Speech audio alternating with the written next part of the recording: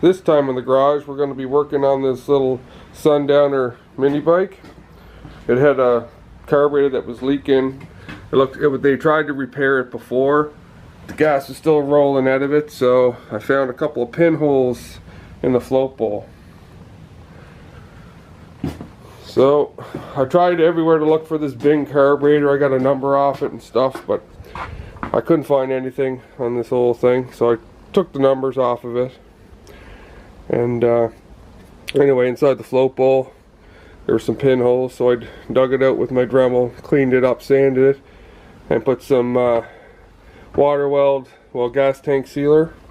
I've used it in the past before and I've had really good luck with it.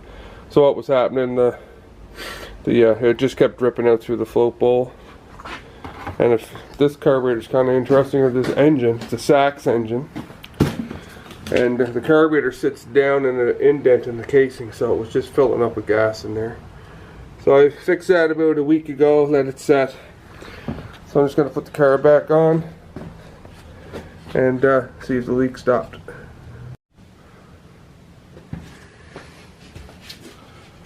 Get the slide back in.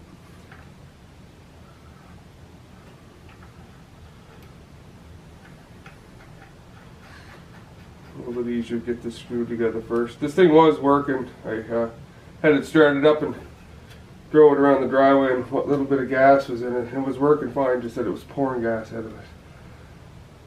So we'll turn this and get it back on.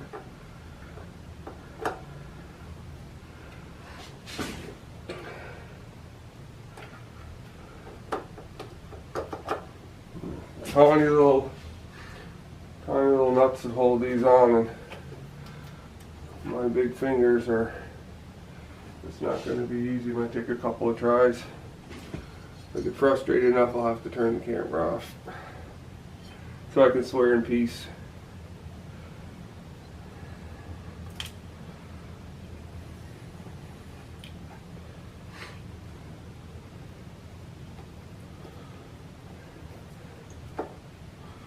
Alright, I'm going to shut the camera off. I'll come back when I get these nuts back on, tightened up.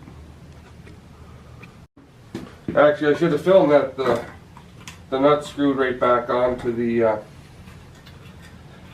studs, no problem. I'm just going to put some mixed oil in this thing. It says 24-to-1 rate on the gas tank, so there's no guessing. So I mixed up a quick liter. And we'll see what we got here. There was a tiny bit of gas at the bottom of the tank, but there was no more coming out of the fuel line. So, put that in there. Turn the fuel on.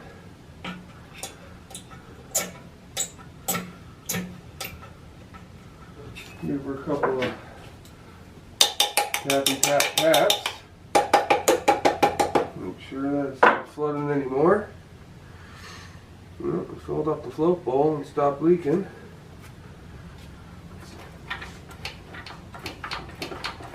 Throttle's all working. Hit the tickler.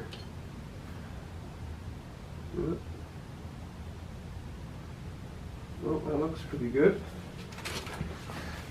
The tickler seems to work properly. Well, they call them ticklers on British bikes. I don't know what they call them on these, but I'm